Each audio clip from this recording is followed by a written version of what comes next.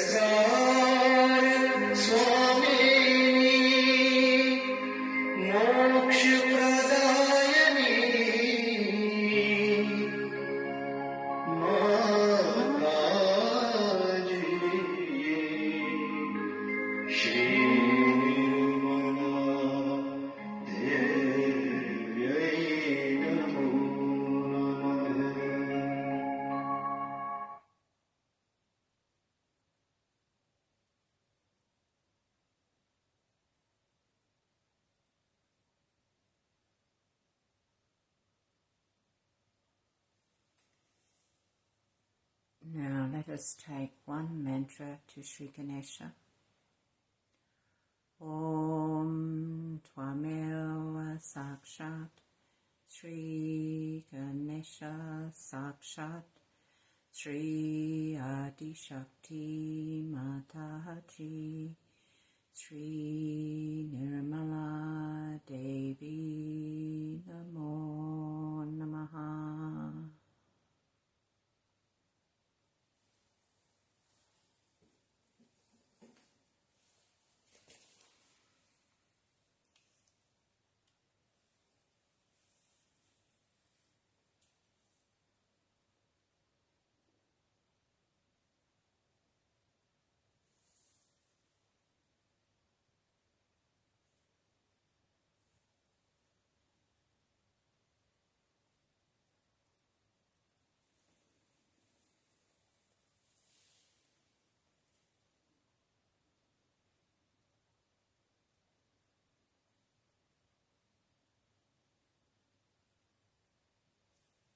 Let us take one mantra to Shri Fatima Hasrat Ali. Om Tvameva Sakshat Shri Fatima Hasrat Ali Sakshat Shri Adi Shakti Mataji Shri Nirmala Devi Namo Namaha.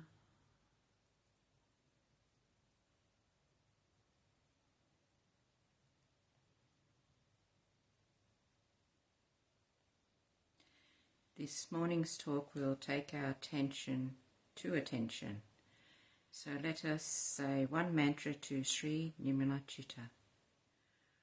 Om Tvameva Sakshat Shri Nimlachita Sakshat Shri Adi Shakti Mataji Shri Nirmala Devi Namo Namaha.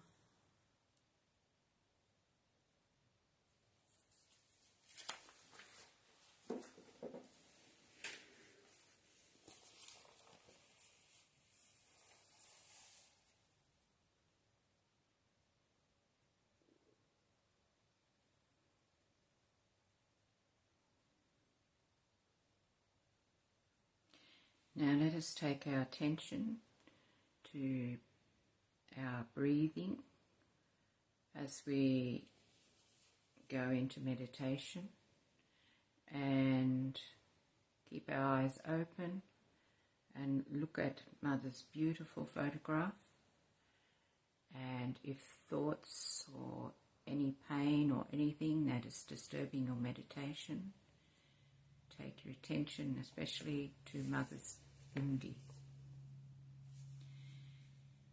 So let us try and listen to our heartbeats, and let us breathe out slowly for about 10 heartbeats, and then breathe in for about 10 heartbeats.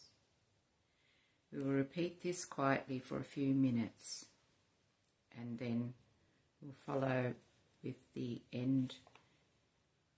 last 20 minutes of a talk, Guru Puja Panimtimana talk, 1983, from UK, the 23rd of July.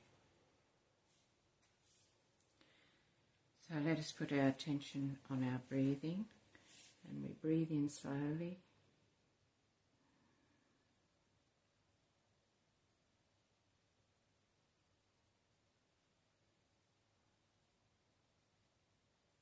Breathe out slowly.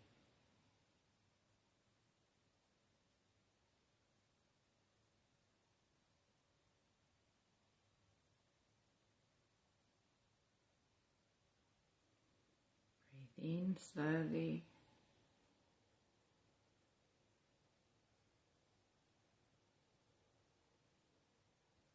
And breathe out slowly.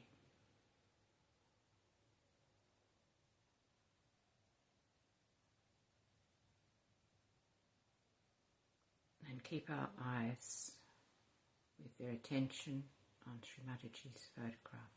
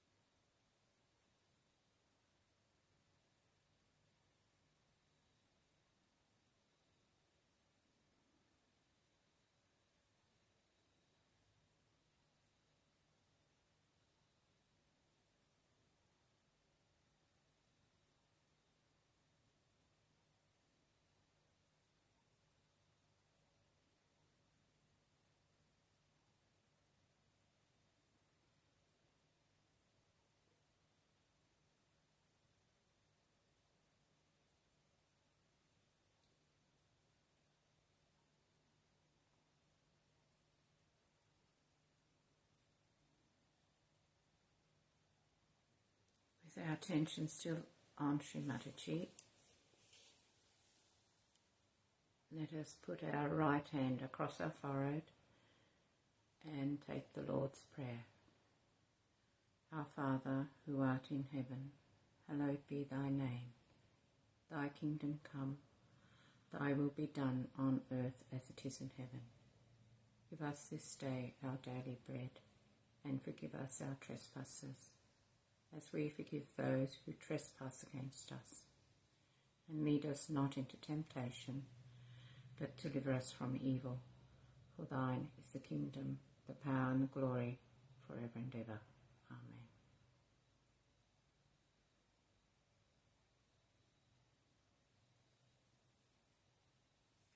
Take your right hand to the top of your head. Slowly press down around the top of your head. Raise your right hand above your head. Raise the Kundalini from the Muladhara with your right hand to the Sahasrara a few times.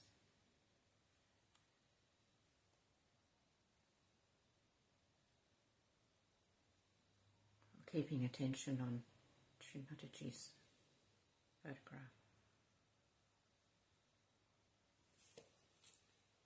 Alternate with your left hand by raising the Kundalini as well. Just do this a few times.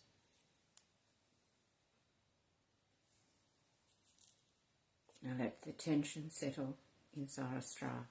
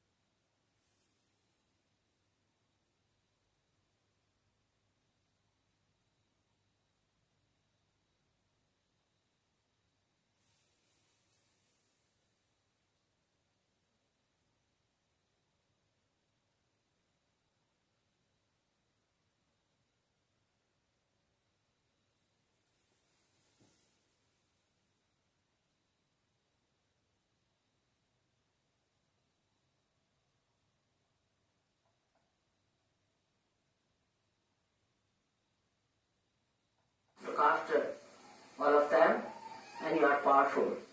How dare you suspect us or feel frustrated?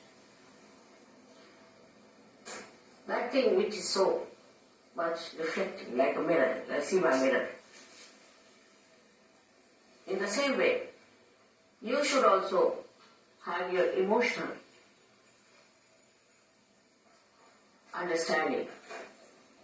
And the emotions should be your mirror. You should see yourself in your emotions, how you behave, how you treat, how you talk.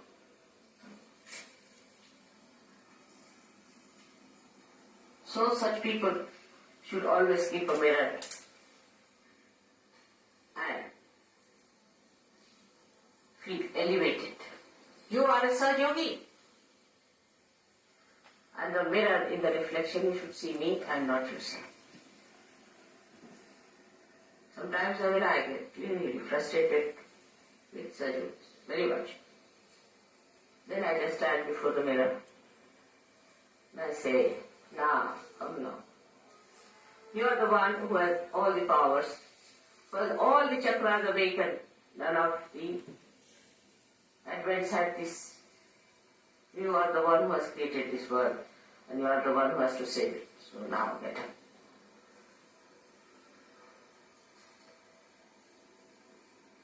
Not to lose courage, not to worry. Only in emotional things I sometimes feel that now I'll have to give up some of them completely. They're my children as a mother, not as a guru. For a guru they don't have problem. And then the stirring up comes in within myself that no, even if I have to give up, doesn't matter, I have to raise. Absolutely.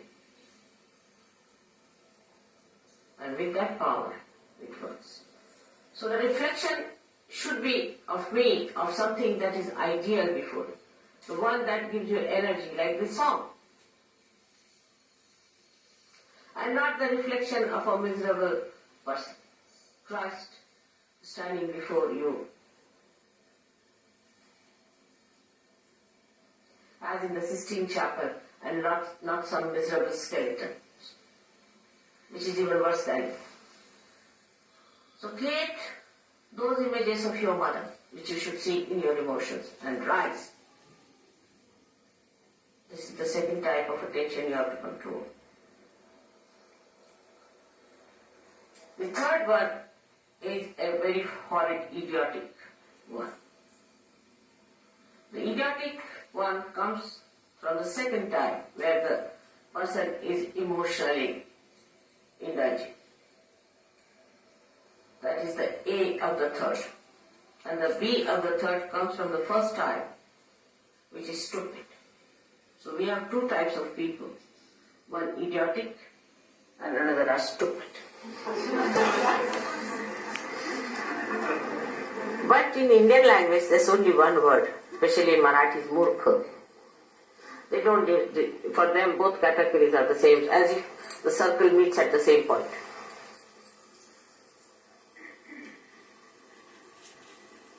I mean, English language in some ways is good, at least it differentiates between two murkhas. Like they can be stupid or they can be idiotic. You see, because of psyche being so confused here, that psychologists have brought out, some are schizophrenic, some are idiots, some are stupid, some are donkeys. So, the third type is the worst, is most frustrating for me. They'll stick on to me like leeches, they'll be saying stupid things all the time. Just can't bear an idiot, isn't it? They can bore a person. I mean, all sorts of this put together is called as murkha. So I don't want to analyze it a bit too much. So that kind of an attention you have, then you better keep quiet.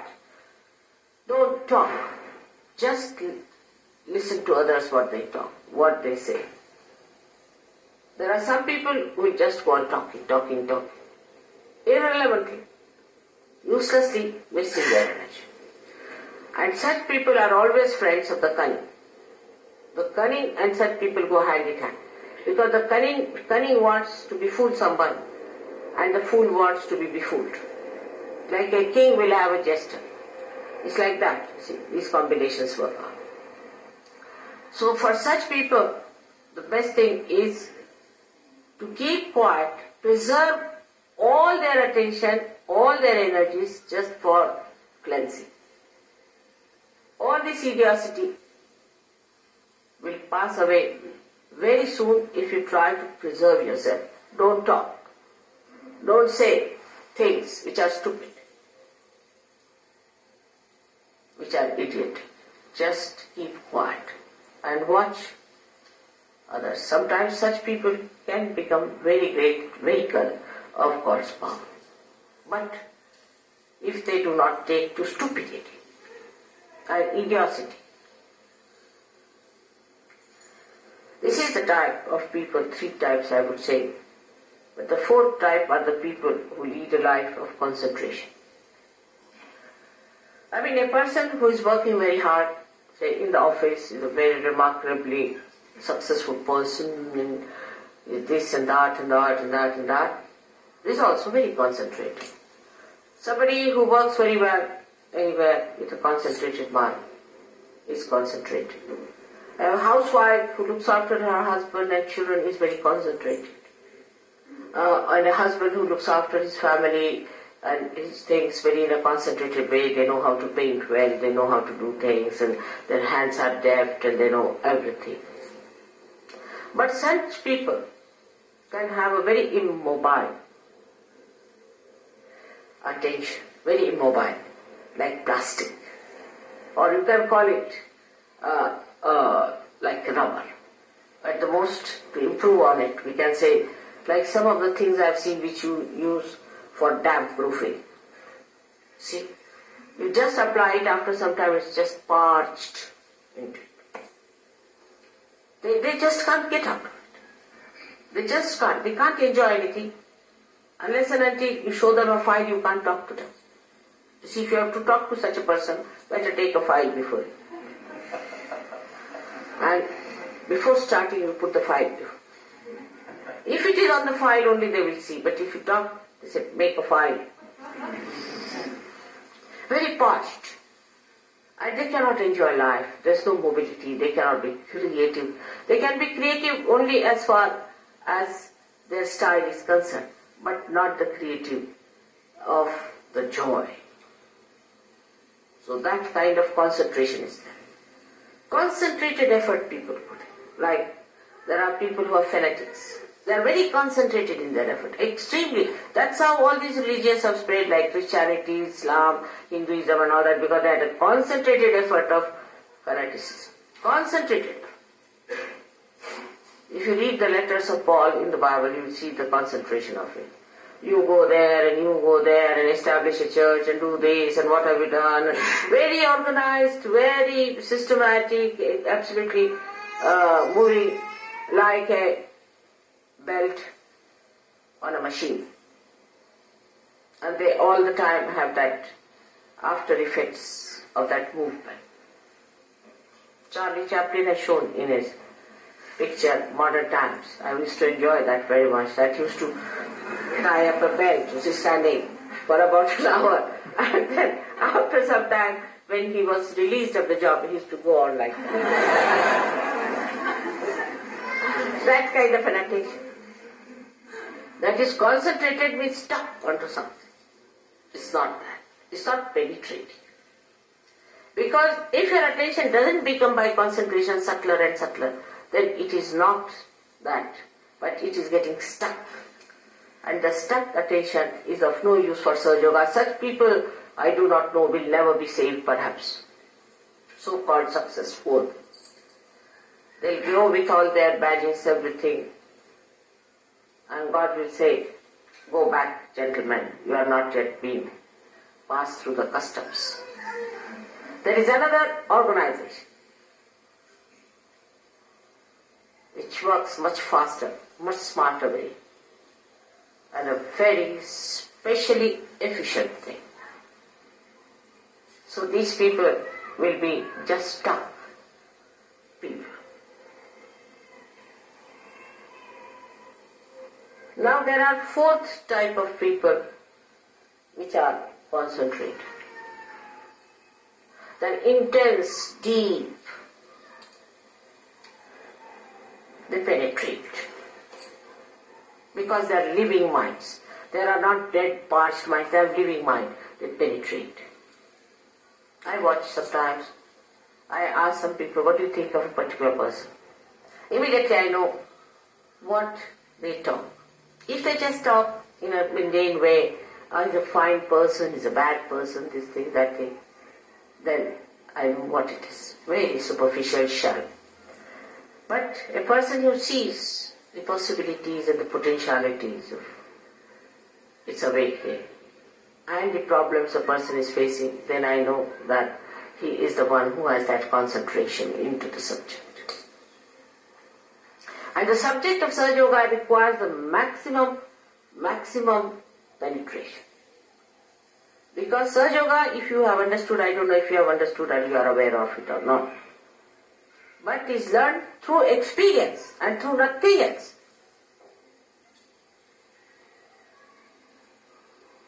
You have to experience and then believe into it. It is not that what I told you is a conditioning on your mind, nothing. You experience it yourself and learn.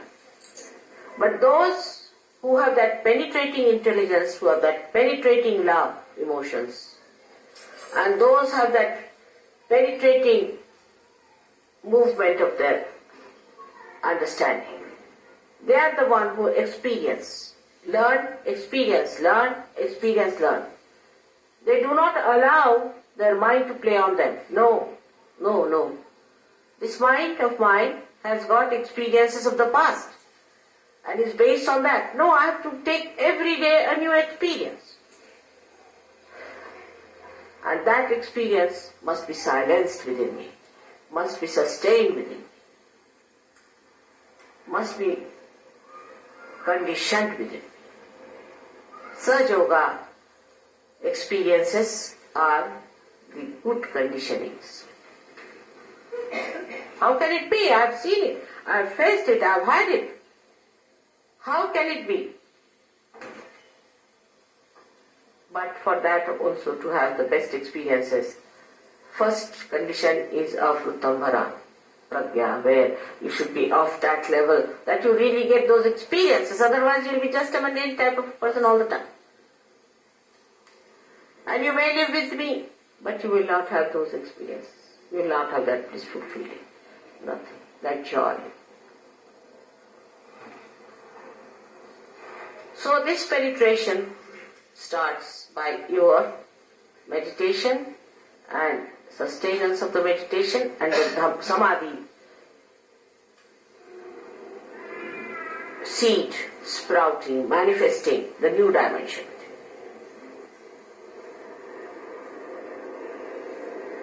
This sort of an attention one has to develop by watching the attention, chitta. As you watch your money, as you watch your road when you drive, as you watch your child when it is growing, as you watch the beauty of your wife or the care of your husband, all put together, you watch yourself, your attention. Where is it going? Where is it lagging behind? What is happening to my attention? Such people have no problems. You'll be surprised that such people, when they want to do something, it becomes dynamic. They can work it out. Nobody has any problem.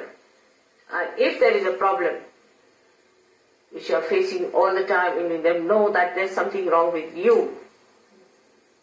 Something is wrong with the instrument. If you don't have a tin cutter and you start using a knife to cut a tin, it doesn't work out, then you say the tin is something wrong with the tin, or something wrong with you. No, it's wrong with the instrument, and that instrument has to be correct. When the instrument is all right, after all, with all the powers you have, with all the blessings you have, and the source of power behind it, everything should work out. It should work out. You have had experiences of things working out. You have had experiences of many of miracles happening before your eyes. But still the attention has not settled down with those experiences. Still Gatanubhavas means the old experiences continue. Old identifications continue. Still continue with that. And the filth of that is still on your being. Change everything. Become a fresh new person. You are blooming out as a flower. And then as a tree. And assume your position. Assume your position as the Sahaja Yogi. So this attention must be brought out. You judge yourself, where is your attention? And what is the point of understanding? What is the measure of understanding? It's very simple. I have to be pleased. Because I am the attention. If I am pleased, then you have done the job. But I cannot be pleased by mundane things, by any arguments with that, but only by your assent. So you judge yourself on that. Whether you give me a flower or anything, I am only pleased when the essence of that doing has that height, has that special manifestation. You say, I love you very much, mother. All right, you say. But I must see that love that you are saying or doing has that essence. That gives me joy. It's such a mutual thing between us. You can't imagine. I can't live without you and you can't live without me. It's so mutual. But from one side, it is absolutely 100% benevolent. Whether I get angry with you, whether I scold you, whether I pamper you, whether I say, don't do that. If I tell you, don't come very close to me, keep away. Anything that I do like that is benevolent. To you. And to me, the benevolence is only one that you should be emancipated. That you should gain something out of me. That you should prosper out of me. Like the Mother Earth feels so elated to see her manifestation into these beautiful green trees. It's like that. She is nothing. We stand on her, we walk on her. Where do we see her? But she sees her in those. It's the same sort of a situation. She's the one who changes all the seasons. Rutambara means the one, the attention which changes the season. Rutu means the seasons. So all the seasons are created by her, just to please us. But what do? To please her. We exhaust her, torture her, take out everything from her, pollute it, do all kinds of nonsensical things. And then she gets angry. The same thing that she is love. In the same love, she becomes angry. And then you have volcanoes and you have earthquakes and all kinds of things happening. But of course your mother takes time to get angry. Takes time. But doesn't mean you take time. Look after yourselves. It's very important. Suddenly you will find elevated. Some people will just elevate themselves and others will be completely cut off. So be careful, I am warning you. So today is the day, previous day, to this 15th day.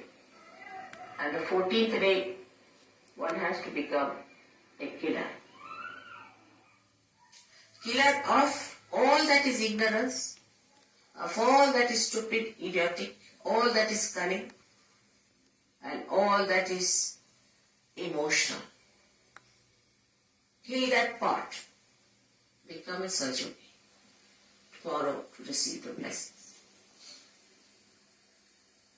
May God bless you.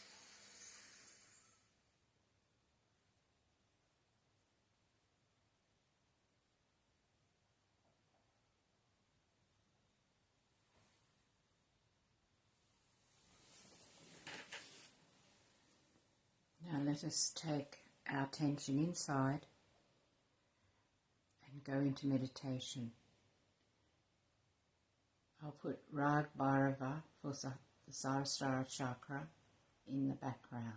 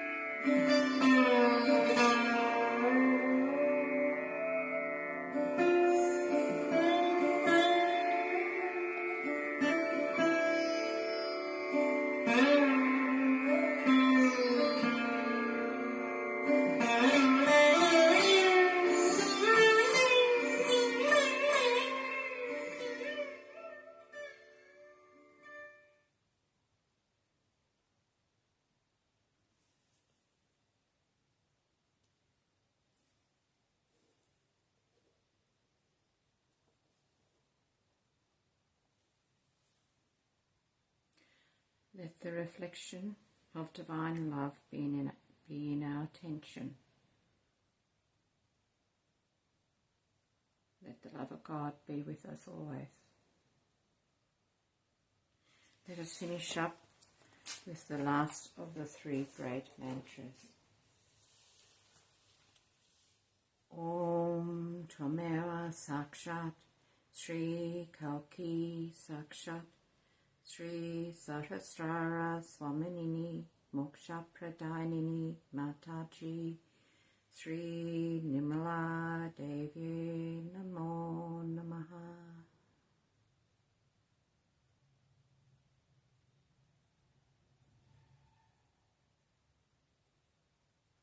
Thank you for joining in this morning. I hope you've had a wonderful meditation with your attention on the divine. Shri Mataji.